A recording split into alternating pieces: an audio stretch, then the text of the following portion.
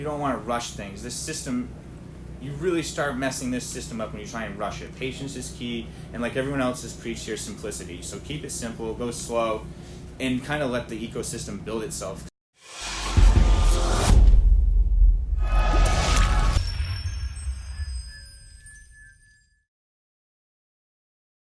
Hello, my name is Derek, or better known as Grapegrows to most of you probably. I'd like to thank Mike and Jeff for having me.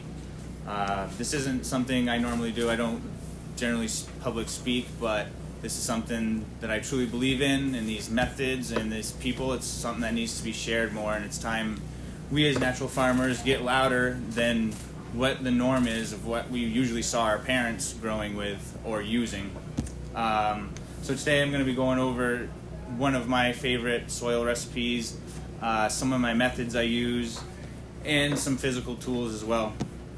An important thing to remember from this is that nothing that I say here today is a strict rule, or it's not a baseline or it is rather a baseline, so you can build off from this to your own beliefs, rules, regulations, depending on basically your state or locality laws, or if you're choosing to do medicinal or personal grow, and I'll get further into that. My past experience for growing, I've been cultivating indoors now for 7 years. Growing up in Maine, I grew up on a smaller island called Aroostook, and it wasn't like a tiny island, and I was close to a town, but my only neighbor growing up was my grandmother, and she was a wicked avid gardener. And so it only made sense that as soon as I moved away from home, I started setting up my own grow right indoors to continue that, because I didn't have any land at the apartment.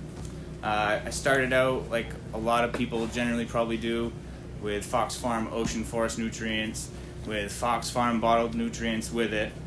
Had one light in a closet, one 600 watt light, and just threw up some auto flowers underneath it to see what we could do.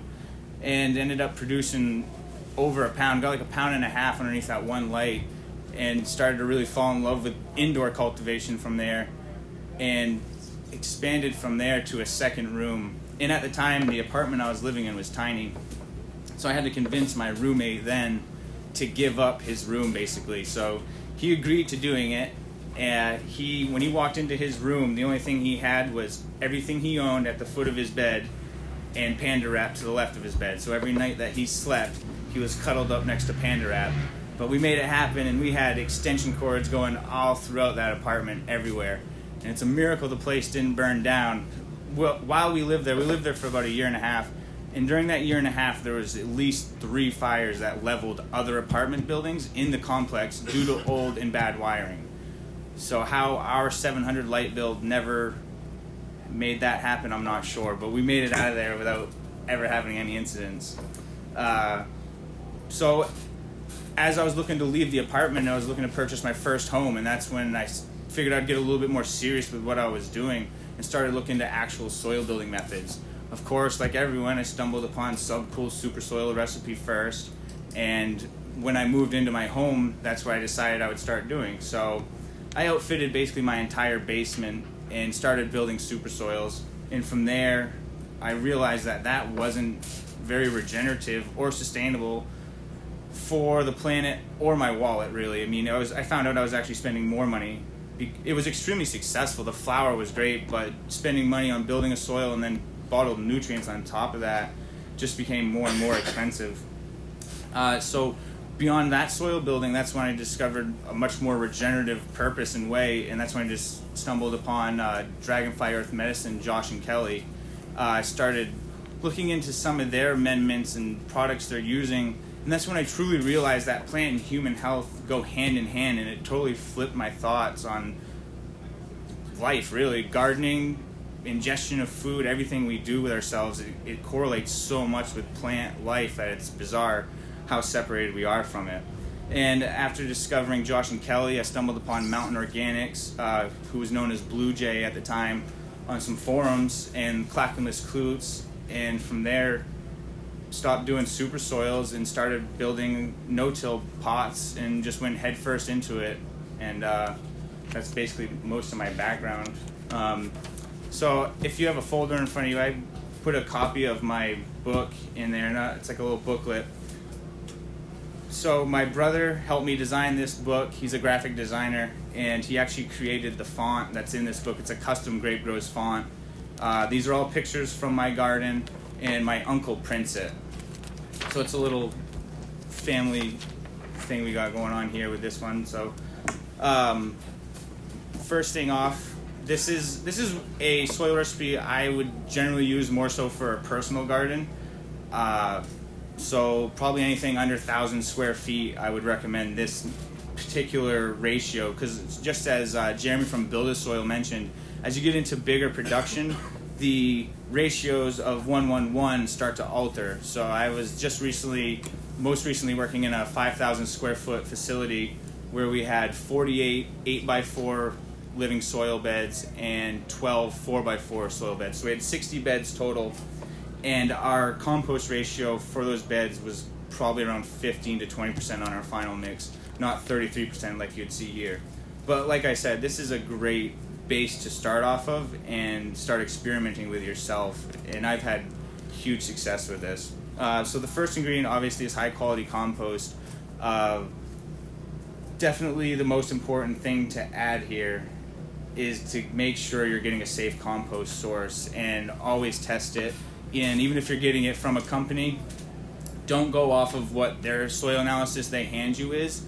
Do your own as well after that, because they could be doing testing once a year and tell you otherwise, or not as often as they should. As products come in, it needs to continually be tested. That's the safest way. And next, for the 1/3 would be aeration. Lava rock and rice hulls are great. I started to move away from rice hulls for a little bit just because sourcing safe, reliable rice hulls became a problem, and you always want to make sure you're getting the rice hulls tested. A lot of them are getting failed for high heavy metals and arsenic, and so if you're gonna try and set up a facility where you're gonna put products on a shelf that need to get tested, and you think you've got everything covered, and you throw rice hulls in and you fail tests for arsenic or heavy metals, it's just one simple ingredient can shut down your entire build.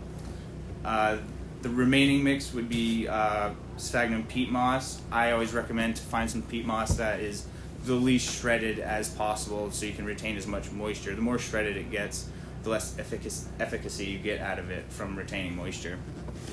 The next page would be amending it. So, like I mentioned, this is a recipe. This particular recipe in this is more so in Maine. We're not allowed to use neem oil. So what I've done for a non-personal grow with this mix essentially is just remove all neem and karanja cake from this mix, and the ability to suppress pests and pathogens on larger scale becomes easier using beneficial insects, typically because the home gardener doesn't have the funds to continually be purchasing insects, or they don't have the ability to breed them in any way or keep them in their system continually. So when you get to larger scale, it makes it much more possible to use the beneficials and rely less upon neem cakes and other foliars. Amending the compost, you can always amend as much as you want. I like this system similar to super soil, because when I was building super soil, I used to build a bunch of it, put it in trash cans, and just let it sit until I was ready to use it. So the same thing with the compost. When you're getting ready to build it, don't be afraid to mix a ton of extra compost and just keep it on the side. And that's probably the best thing to do. Keep it in a trash can, make sure it's not airtight. You don't want it to become an anaerobic or anything. One of the ingredients that I'm probably never going to stray away from is biochar. So I recommend charging it. I do have peers that I know that aren't charging biochar and they're not seeing any difference. I personally choose to charge it every time, just because it for me it works, and don't fix something that isn't broken. So it's just something I've always done, I continue to do. You can do your own test if you would like to see a comparison. I always will continue to do it. In the mix in this book, I mentioned kelp. One thing I would change is to make sure that you're using a water-soluble kelp. And one thing I get questioned about in the mix of that brew is the rock dust I'm adding in. I'm not necessarily adding in rock dust for the tea food. I like to add in rock dust when I'm charging my biochar because it's getting aerated heavily, and I really feel like that those little bits of rock and minerals are getting into that biochar, seeded in further than they ever would just in your soil. So you got to think of your rock dust as a pantry for your plants. It's a long-lasting food source, and when I'm charging that biochar, I feel like the further in I'm getting it nooked and crannied away, the longer it will take eventually to be eaten. So it's just adding to the life of it. So that's why I choose to add in rock dust in that tea. I mentioned brewing it for 24 hours, maybe you can go up to 30 hours as well. So basically out of all those amendments, the only one you really need to be careful with is the biochar. You know, the kelp, crab meal, and everything else. The rock dust obviously just goes right in. Next is aeration. Whatever you choose to use, obviously get it tested. Rice hulls degrade quickly, but you can always top dress them in as you go. I'm starting to experiment with some mixes where I'm actually using zero aeration. So that's why I say this book is more of a base to build off of, because there's just so many different ways you can take this mix to your certain beliefs or your resources that are local to you as well. So maybe it's super unrealistic to use lava rock or pumice where you are, and you have to have an 18-wheeler drive across country and you don't want to do that. I mean, you could just use a little bit of rice hulls and find a way to not use anything but that for aeration. And you don't have to use aeration. There's certain recipes coming around. People are using, a lot more just compost and keeping biochar in there for their aeration, 10% of that. Peat moss is the third part of the mix. One thing I've learned to do since writing this is I actually am inoculating my peat moss with like a compost tea. So I found that wetting it down before I mix it in, so I keep like everything separate. Obviously, you've got your compost and your aeration. Before I apply my peat moss into everything, I'll lay all my peat moss out onto a tarp, and I'll brew a compost tea, and I'll use my dram sprayer to spray that peat moss in, and it really like helps wet it down. It helps it mix it in the soil too, and it just kind of kicks it all off. I mentioned mixing here with a tarp. I'm sure you're all pretty familiar with mixing stuff on tarps and how to do it. My preferred way, honestly, to keep everything together is a cement mixer. For a smaller grow that's really hard to do, obviously a bobcat on a cement pad is the most realistic. But for, if you can do it, if you're looking to do it 5 gallons at a time, you can break your ratios down and really get all the amendments in there. You don't lose anything because you mix it in the cement mixer. You can dump it out right from the cement mixer right into a pot sometimes as well, or onto a bigger tarp from there. Containing my mix, I'm focused mostly on indoor cultivation, and recently I've been using grassroot fabric pots, which I really like a lot. Those are excellent. I mentioned that I say I wouldn't recommend using anything else, but I take that back. I guess you can build wooden pots or beds inside. It's just something you're going to need to keep a close eye on. You probably don't want to set them right on the ground possibly, or if you do, maybe make them movable just to be able to clean the areas so you don't run into any problems with molds or anything like that. But grassroot fabric pots and geopots are some of my favorites for sure. So now if you get everything mixed up, you're going to start filling some containers, and one thing to keep in mind is the layering you're going to want to do. I made the mistake of like the first few pots I filled way back, I filled them up to the top and then I didn't have any room for earthworm free. Honestly, I'm moving away from using crimson mostly because of thrips. Thrips absolutely love crimson clover, and I don't know what it is, but they will eat crimson clover over everything. So there's a lot of other cover crops I've moved towards that I noticed these pests don't like to live on. Daikon radish is one of my absolute favorites. They don't touch daikon radish. I don't know why. And daikon radish grows really fast, and it grows back really well, and it aerates super good. In some of my 25-gallon pots, I've pulled daikon radishes the size of my arm out if they're left long enough. It's remarkable. And you can snap them off, you can beat them up, they grow back, and they keep coming back. They're awesome. Carrots is another one. I don't see them touching anything on my carrots.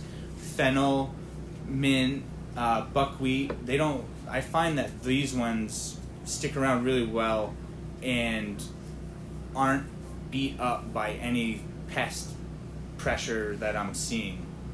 I had a really strange pest, garden flea hopper, not to be confused with leaf hopper, garden flea hopper. Very strange insect. Somehow we brought in, probably through some compost or something, but I didn't see any on our cannabis for a long time, and I would only see them on our crimson clover. So crimson clover is awesome, and if you can use it in your systems without seeing all these pests that it's bringing in or seems to attract for me, then continue to use it, absolutely. But I've moved more towards like peas or beans as well for nitrogen fixation beyond crimson clover. Basically, thrips are. I hate thrips right now. Like they seem to be pretty tough. They're never a crop failure pest, but there's just something you see that's just like, ugh, you guys. Beyond that, mulching with your cover crop is really important, especially with new soil systems. So after you get your earthworm castings down and you decide on a mulch layer, for indoor gardening, for our protocol has to be a little bit different. I can't risk bringing in aphids or something on my mulch layer, and we were sourcing hay, barley straw, and stuff like this. So what we were doing to mitigate any risk of our mulch layer, because we didn't have enough material yet, and we needed to make sure that cover crop came in good. So I sourced out a no-spray farm. It was actually just a really small, a woman who took care of like 3 horses that my wife's a vet tech, and so she met her through her, and she does nothing. She just grows the grass, harvests it, and feeds her horses with it.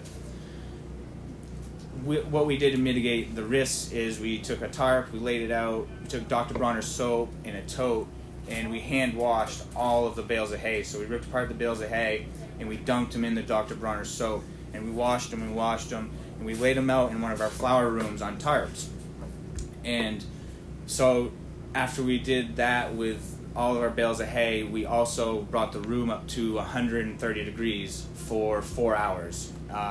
Not everyone has the ability to do the heat that high, but like anything over 120 degrees is sufficient. We probably did above and beyond at 130. But if you can bring your heat up, do one or the other. At least wash that hay or heat treat it. Luckily, we were able to do both. And again, like my sphagnum peat moss, after killing everything on that hay, I re-inoculated it with a compost tea spray. So I went back in and then sprayed it again to get it back, get some life back into it. And out of 100 cubic yards of soil, we, knock on wood, didn't bring in any aphids. And who knows? I mean, there's just so much stuff out there. We did well not to bring anything in. So I think some of these protocols helped alleviate the possibility of bringing pests in that way. Now that you've got everything safe and sound in that pot, you don't want to be mixing soil. Or, I mean, if you have to, you have to. But if you can alleviate the risk for damage to worms, that's what you want to add in last. So save the worms for last to add them in, protect them. I use 3 different kinds, technically 4, I guess. I'm not going to say I'm scientifically right on 4, but I'll explain why I think 4. So red wigglers obviously are great composters. They eat a lot of, mostly responsible for most of the food scrap decomposing that you see done. And then I use African and nightcrawler Euro worms. So those ones are much bigger worms, and they tend to burrow deeper, adding in a greater aeration factor. Not that the red wigglers don't help aerate, but the Euros and African nightcrawlers tend to go deeper. So you're getting kind of both levels there. And for the 4th kind, I always say so for bulk, I would get Uncle Jim's worms. I'm from Maine, and I would go out and I collect worms from Maine too. I feel like my worms in Maine are different than what Uncle Jim is breeding, even if they are the same red wiggler species scientifically, my worms are more suited for Maine and what Maine has going on than what Uncle Jim's got going on in his farm. So that's why I say 4. I might not be right there, but I see differences in the worms I'm collecting than the worms I'm getting from Uncle Jim's. It's just something I like to do. Now you got the worms in there, everything's mixed up. I mentioned waiting 2 or 3 weeks. I have planted directly into the soil before, and it worked. I don't really recommend it. The greatest advantage to waiting is getting that good cover crop in. You know, you don't want to rush things. This system, you really start messing this system up when you try and rush it. Patience is key, and like everyone else has preached here, simplicity. So keep it simple, go slow, and kind of let the ecosystem build itself. Because anytime you're rushing, like if you go into your room and you're rushing a watering, you're gonna screw something up. Like, this is not a rush game. This is slow. Take it easy and do it right. So the same thing goes with getting the pots established, in my opinion. So for planting, this is obviously the final container that your crop will be going into, whatever you're choosing to plant in here. I will use root plugs, so you have to alleviate the issue of overfilling your pots. If you're using even if you're using an 8x4 bed, you can't go in there and add a gallon of soil in every single transplant, and then you get 20 cycles in, and you're like, well, how is this so full? So I've basically stuck to either never going above a solo cup or 1 gallon, but I'll also recycle soil. So that's I try and not disturb the beds as much as possible, obviously, but if I'm putting 6 gallons into a bed, I'll typically take 5 or 6 gallons out and keep basically a clone or seedling soil area built up. So it's like a second bed that never gets used, but soil's always coming in and getting re-inoculated, hit with teas, and I'm just replacing that soil as I go. And honestly, I find all clones and seedlings that I start in smaller containers do much better. I believe it's when the taproot hits bottom and it really focuses on growing up top. It's what I seem to find. I've started seeds in beds and in pots, and I never see them take off as fast as a smaller container. I know it kind of goes against everything everyone says about bigger soil, better roots and stuff. For me, I find the most success doing it that way, and but that's why I like cloning the most in root plugs, because I don't have to worry about what soil I'm taking from where and putting here. That's mostly it for planting in the container. What size container is small? Like a 25 gallon pot. What are you making a clone? You said you're making The root plug. Just rapid rooter, like sphagnum peat moss plugs, anything but rock wool, basically. And it's not because I just hate rock wool. I've had the worst success ever with rock wool. I don't know why. And I haven't used it for probably 3 years now anyways. But I just, anytime I'll get into it, I think, I'll just say it doesn't really matter. I'll say it now. The rock wool I always noticed came back up through my soil.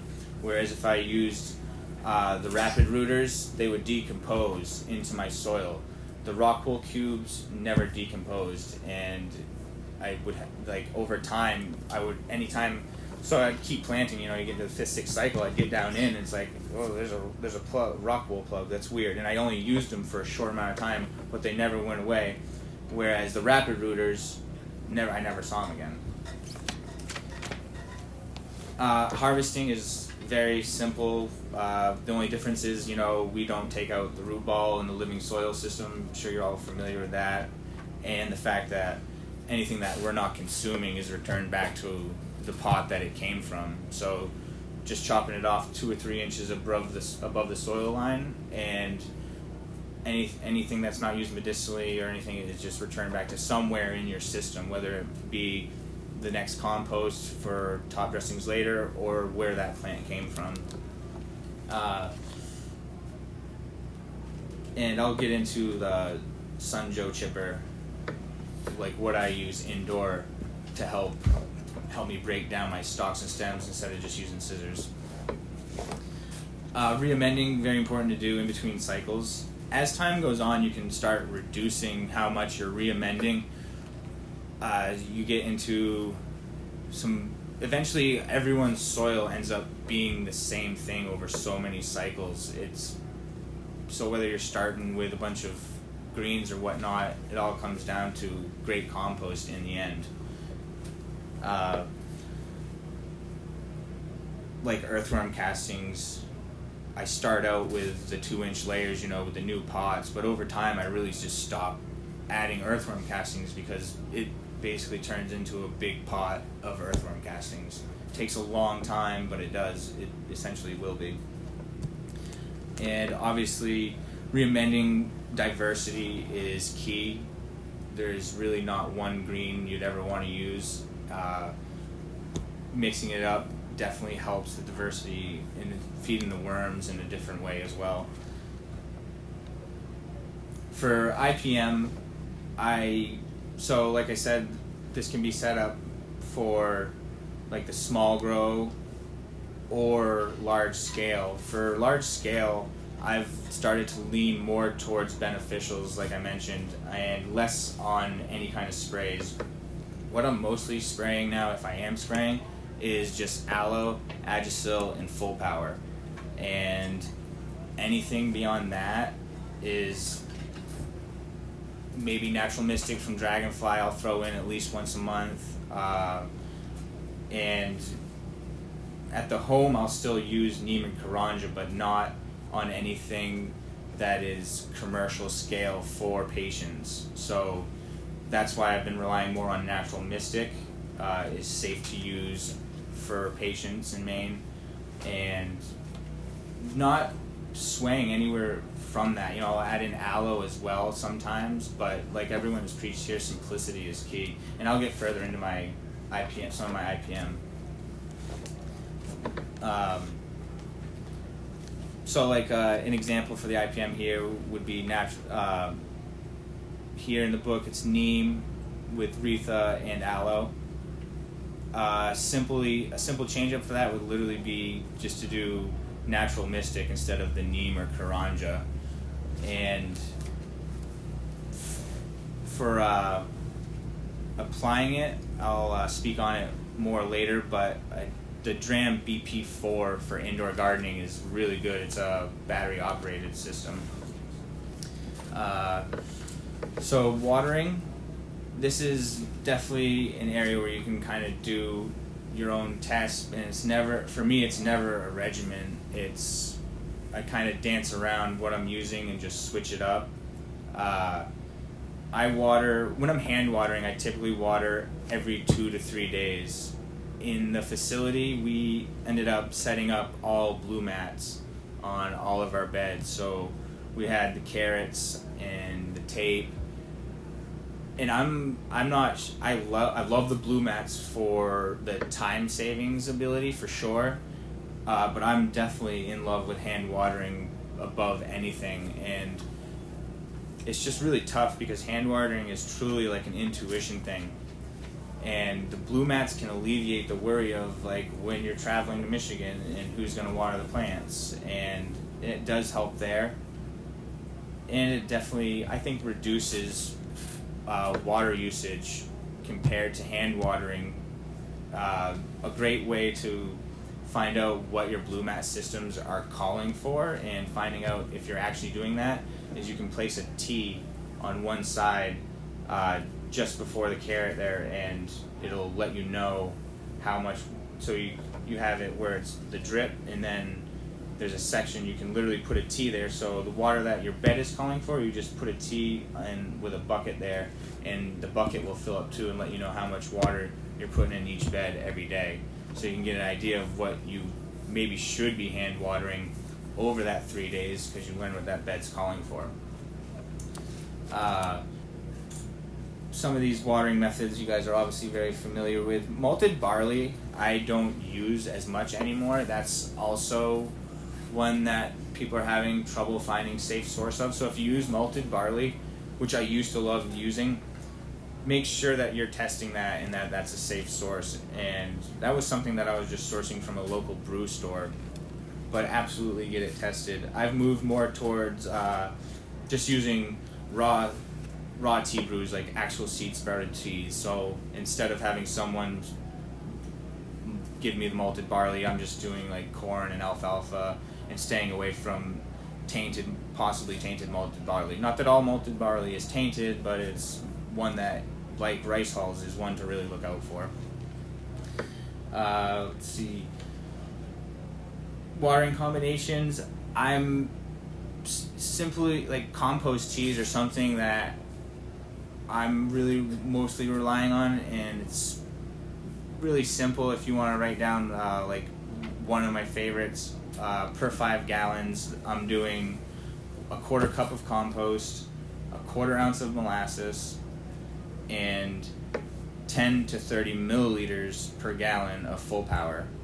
So that would be 50 to 150 milliliters of full power altogether. I brew that for 30 hours, and 15 minutes before I'm watering it in, I'll add in a water-soluble kelp.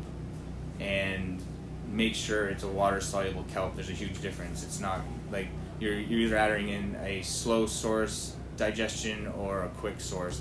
This water-soluble kelp will feed much quicker. Whereas like you can top dress kelp meal, compared to you don't want to put kelp meal in this brew. I mean, it will work if you have to, but definitely use water-soluble kelp. You just familiarize yourself with everything that you're utilizing. Like I mentioned in the book, simply using coconut and corn together probably isn't like the greatest combination. Not that it's going to set you back, but both are high in cytokinins, so there's really no point in utilizing both those together, because you're missing out on something that could have, you're overdoing one thing that could have been benefited from spreading it out over a couple of waterings rather than a lot at once. And so some of the seed sprouted teas, obviously on the next page, alfalfa, corn.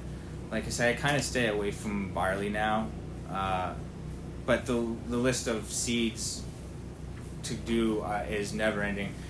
It was so funny. I read someone online just the other day was mentioning that they're going to try and do an acorn seed sprouted tea, and I was like, actually, I don't know. We'll see what happens. But in Maine, you know, they're everywhere, so I'm sure he was looking at his yard wondering what he's going to do with all of them. Germinating, my method's super simple. I'm sure everyone here has their own germinating method. Mine, I just literally stick them in a shot glass with water for 24 hours in a dark room. Just that's it. And then after 24 hours, no matter what happens, sink, swim, sprout, I plant them. And that's it. Cloning organically, I struggled with cloning organically big time, for sure. Like, definitely hated it. Eventually settled on simplicity was the easiest thing. I messed around with trying to fire up an easy cloner with aloe in it at one point just to see like what would happen, and it just turned it into shit. Like, that was the messiest. Like, cleaning that made that entire thing not worth it, not even worth the try. So I moved away from that anyways. You know, when you stop using all the gels and all the other amendments in these hydroponic systems, you find something a lot simpler. I grow aloe, my own aloe, so I use that as well. And I pretty much always, like, when I take a cutting, no matter what, I always dip that cutting in aloe while I'm working, so it's sitting in aloe while I'm working. But the most successful recipe was just soaking my plugs, my peat moss, rapid rooters, just in full power before doing anything. So I soak them in full power, not straight full power, you know, you dilute it to the right ratio, you know, put 10 to 30 milliliters in 1 gallon, and have the clone dipped in the aloe plant while you're doing this, and that's pretty much it. You can kind of add your own twist to it, but beyond the full power soak with the plugs and the aloe soaking with the clone, my rates of success are 90% up every time. Also, not spraying the plant underneath the domes seemed to help me a lot. So when I go to mist the domes, when I go to mist the plants, well, that's what I used to do. I used to go to mist the plants but I've stopped misting the plants and started misting just the dome. So remove the dome and just do that, and maybe the plants get hit a little bit, but I'm no longer hitting the plants like really heavily. And I noticed that that simple step alone seemed to really increase the rate as well. So final notes on this obviously is that this soil can pretty much grow anything. I would recommend trying to grow whatever you want in it. Obviously not cacti. If you're going to do some cactus, it's completely different. No pHing required in these systems, which is beautiful. And I'll get into some other products and tools I like to use. So some of these I've already talked about a little bit, but I'll just go over them quick. These are some things that I really feel are important to use in the garden. Obviously, aloe. One way to reduce your demand on purchasing it is to just grow your own. So I'll grow aloe in my beds, in my containers, and on the side of the room. They do really well with full light, low light, no light. Aloe will grow on your bathroom floor. You should have a lot of it. It's so easy to grow. It's great emulsifier as well. And over time, you can try and transplant them into big pots if you want. But if you keep them kind of contained in smaller containers, you can get your own pups. So you'll get your clones of aloe. So you can kind of force them to grow little sprouts by keeping them restricted because they're going to want to spread. So doing that, you just kind of, they are finicky to transplant. I have found that out. Once they're established, they'll grow anywhere, but like you're going to want the pups to get pretty well established, and they take some tender love and care to transplant in new soil. But once they are in the new soil, they do really well. Adjacil is another product I rely on heavily, but move more towards using Retha because Adjacil is a mined product. I'm very interested in Jeremy's new product called Recyclesil, which is used from regenerative rice hulls. So obviously they're finding safe rice hulls to use, and they're making another high silica source, water soluble silica source, which is key. There's not that many water soluble silica sources out there that are available. But I use Retha more than anything, which is made by Mountain Organics. So it's a cold processed soap nut. So he's cold processing soap nuts to get this out, and he's putting them in a tonic with aloe vera. So that's my main emulsifier that I like to use. I do use Adjacil still though, because at one point in time I bought like 10 pounds of it, not realizing it takes like 780 grams to make a gallon. So because it's a powder you put into water and you can mix it up and you can store it on the shelf for a long time. Like coconut you don't want to mix, or aloe you don't want to mix and hold on the shelf. Adjacil is one of the products that you can mix up a gallon of and keep on the shelf, and it won't go bad. So Retha I already went over a little bit. It's really high in saponins, also a great emulsifier. Coconut is another great product I rely on a lot. Cytokinins in it, rich in calcium and magnesium. We all need more CalMag. And it contains a lot of other minerals as well. A newer product that I've been using probably for the last just 2 years is C90. It's really high in minerals and trace minerals. They get it from the Sea of Cortez, and it's basically dehydrated seawater. This is a great tool that I used personally to combat powdery mildew, and used take 3 tablespoons of C90 per gallon of water and get a sponge together, and you can use that sponge to basically wipe leaf surfaces. Like if you have an insane outbreak, this isn't going to help you, but if you're starting to see spots of it, you can use this for leaf treatment of wiping, and you're trying to break the cell wall down of where that powdery mildew spore has rooted into your leaf surface. Has over 90 elements in it, hence C90. I use it in a lot of applications. I use it in my foliars, so it's a great foliar, and I also use it in my soil building, so it's an ingredient I'm using in some of my soils as well. So it's not just for the emergency. It's not like a fix for PM or anything like that, but it's a great tool to have in your garden and build soils with. Another product, I definitely take back. I kind of was hating on Full Power for a little bit. I don't know why, I was relying on my soil system to try and make all my fulvic acid, but I learned that it's still important to utilize it in other areas like cloning and in my foliars. So I started bringing that back just because it was creating my organic cloning regimen was just way more successful when I re-implemented it into my garden. So that's one thing I definitely take back that I used to say I don't use a lot of. With the reduction of my neem oil use and Karanja, some of the things I've been using is natural mystic. I've been doing a lot of that for my foliars now. I've been doing it for soil drenches as well, and it's important to use it for both.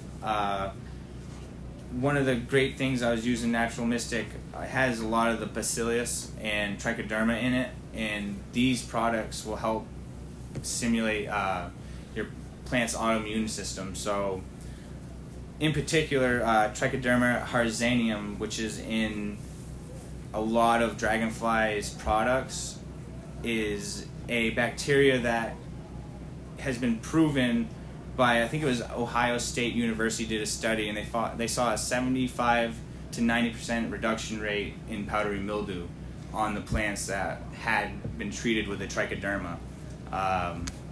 It's done via induced resistance, not so that's why it's important to put it into your soil and not so much. It is important as well. You can do it on your leaf. There's a lot of other things in it that are great for your leaf surface, but it's important to get the trichoderma in your soil because that's what really triggers this plant's immune system response and to make it work. So that's key. One of the things that I love using Natural Mystic for as well.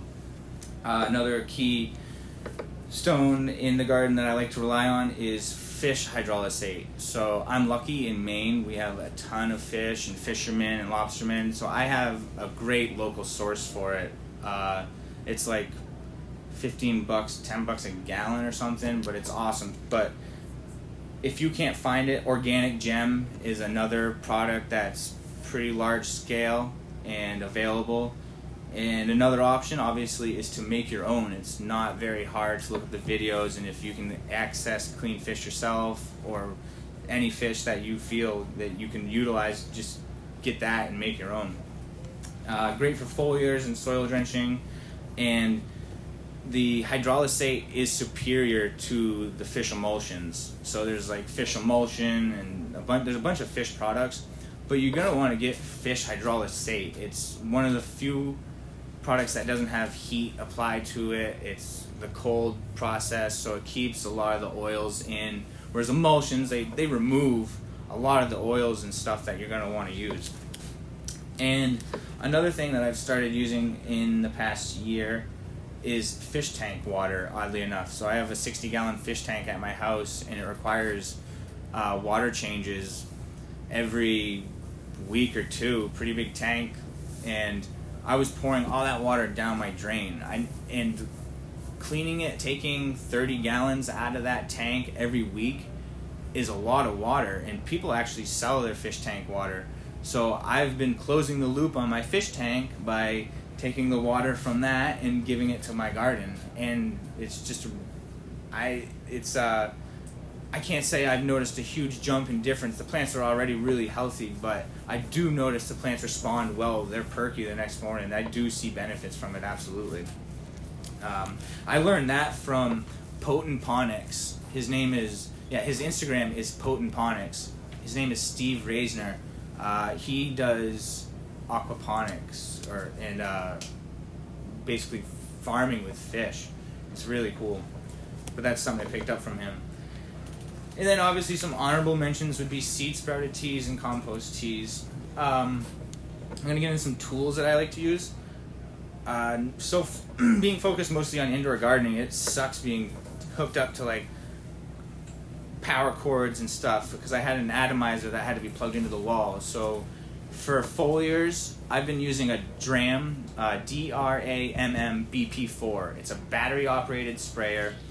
It holds 4 gallons, and it takes about 12 minutes to, so if like timing out the garden, it takes 12 minutes from full to empty. And it has a really safe PSI. So the max PSI on this is 150 PSI, which is important if you're going to be applying nematodes.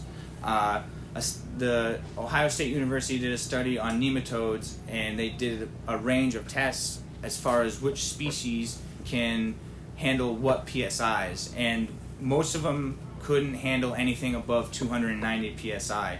Different species handled different ratios, but from 200 to 290 PSI was about the maximum they could handle. So with the BP4 being at 150 PSI, you can apply all of your nematodes safely and know that they're actually being applied alive and not just chopped up and killed. Another tool I like to really rely on is the Sunjo chipper. So being indoors, taking care of stalks and stems, I used to do it using just scissors, and it just took forever. So I found the Sunjo chipper, and it makes like the perfect mulch. They have 3 different models. I highly recommend, if you want to write it down, the CJ. It's actually in my book, but there's the one in my book they have a 15 amp version of, and it's the CJ602E. So it's just one number up from the one that's in my book, and it's because that one has 15 amp and it has better cutting capability. They sell another one that's even bigger, but I don't recommend it for indoor cultivation or for marijuana cultivation at all, because it doesn't really take care of the leaves. It has a different cutting wheel style, so this one's really great for smaller sticks and stems, and it actually takes care of the leaf litter a little bit better. Whereas the biggest one they have, your leaf litter is just going to fall through. It's like you didn't do anything, so you're not really mulching it. You should have just added it to the top of your pots. And they come with extra blades that you can change out. A next tool that I like to rely on is a pineapple core, and I brought it here to show you guys. This is great for taking soil sample tests. Obviously they sell soil cores, but if you go to Bed Bath & Beyond, they sell these pineapple cores, and what I do is I actually basically alter it. So it's got this protector on it, so you can carry it around in your pocket, I guess, if you wanted, you're going to a pineapple party. But you take a hammer, and you take this auger off, basically. I already chopped it off, so it comes with this auger on it, but you just take a hammer and you tap that off. And the reason why I like this company is because they only tack weld this auger on, because otherwise you would destroy this thing and try to get that auger off. So for taking soil samples, you can use this pineapple core, and this thing ratchets too. I know I worry about the worms as well, but you need to take some soil sample tests, but it works really well. So you kind of use this to ratchet it in. And the beautiful thing about it also is that this comes off, so your soil sample never gets stuck in it. And so that's one of my favorite things to use for taking soil samples. Another product I think or a tool that every grower should have in there when they're in there is a jeweler's loop.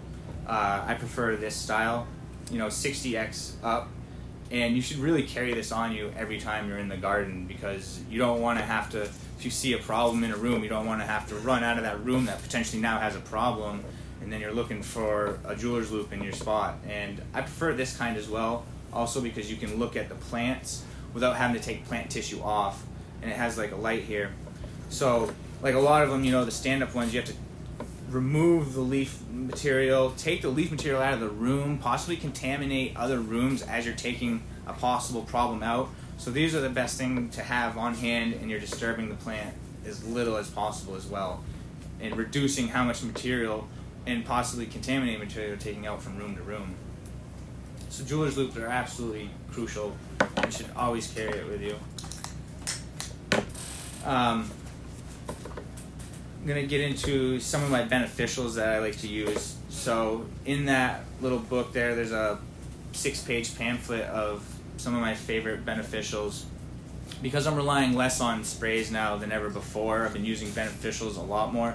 And like I mentioned, being a caregiver, making it, we're much larger scale, and it's not always feasible for the home grower to invest a lot of his hard-earned money into beneficials, and it's a lot easier for these bigger grows that are actually bringing in money and being profitable to use these beneficials to their advantage. And so I recommend, that's why I recommend different methods for different size gardens. Where I get my beneficials from, I get my beneficials from Griffin Greenhouse, Griffin Greenhouse Supplies. They don't breed their beneficials, but they do source them directly from like BioLine or Beneficial Insectary, and they don't ask these companies to send them to them to be repackaged to send to you. They send you BioLines, they send you Beneficial Insectaries, they send you the insects directly from that, so there's no middleman. That's a lot of problem with like using Arbico, or and I shouldn't say that, I'm not sure. Arbico might breed some of their own stuff, and I'm sure they do, but a lot of companies are just repackaging and relabeling these beneficials, so you're adding 3 or 4 days of viability from your beneficials right away, right off the bat. So that's why I use Griffin Greenhouse Supplies. And oddly enough, I have found that ordering through Griffin Greenhouse is cheaper than ordering directly through BioLine or Beneficial Insectary. I'm sure it's because of the contracts they have and what they've got signed up, but we've actually saved money by getting an account with Griffin Greenhouse and not buying directly from these other insectaries. For nematodes specifically, I use Sierra Biological, and that is because they do breed their own nematodes, and they're the first source, and you know you're getting the freshest possible nematodes that you can from them. With beneficials, one of the first things that's really important is checking out the viability upon arrival. And this is really simple to do with a lot of the mites and beetles and others. You can just basically, as soon as you get them, take a small piece of white paper or any paper and dump them out and just see if they're moving around. You know, get out your jeweler's loop and start digging around. See how many are moving. And if you just see a few moving, don't stop there. Start really digging around, seeing if you're seeing some dead ones too, because yeah, you might have 50% of them alive, but the other half of them might be dead. And that's not what you ordered. You ordered, 25,000 cucameras. That's what you wanted, not 14,500. So, or whatever half of that is. You can quote me on that. So, dispersing the beneficials is obviously really important as well. What I've handed you is what you would get from the distributor with the directions on it. So each one's a little bit different. Some of these are soil-dwelling beneficials, and some of them you're going to want to put on your plant, and some you're going to want to put closer towards like lights off or lights on, depending. They're all different. Some of the tips I can give for when you distribute sachets. Is everyone here familiar with what sachets are for the beneficials? It's basically, imagine a hand warmer. Hand warmers. Imagine a hand warmer glued to a plastic lollipop stick, and what that is a slow release sachet of beneficials. And one recommendation I can say is to never mess with the hole that those come with. They have a tiny hole on them, but it's set that way for a reason. A lot of time that these sachets are shipped with food, and if you alter that hole at all, the food that they've supplied, which is often yeast or fungi, which is meant to keep these beneficials alive for 2-3 weeks, sometimes longer, will dry out because you've opened up that hole and the humidity is reduced too much, and now your efficacy of your sachets is a 2-week sachet where it should have been a 4-week, and then your problem is coming back sooner than it should have. Storage is extremely important as well when you get these beneficials. It's not always possible to distribute them right away. Storing them in high humidity is my greatest recommendation because of the food sources that they send them with. They're trying to keep that humidity up high. So in office, a lot of people think keeping them in my office of 55 degrees and 30% humidity is good because, just keep them in the office where it's nice and cold. No, keep them generally in like the growing environment. Usually, if you're going to keep it around 50-60%, that's the safest spot. Some beneficials. So the 6 beneficials on that paper that you're holding are 6 of my favorites. They're not the only ones that I use, but a lot of the ones that you're going to see on this paper are generalists rather than specialists. And what I find with generalists is they stick around really well, and I don't find myself having to purchase them ever again or often. They don't feed on one specific species, and they will feed on leaf litter, debris, pollen, nectar, a lot of other things. Number one would be Stratiolaelops smithis. This is one that I seem to find come into my soil systems without even being introduced. Often it'll come in on compost sources, and they're prolific and don't ever need to be reintroduced into any system. They target fungus gnats mostly, and I attribute them to my success with never having to deal with fungus gnats.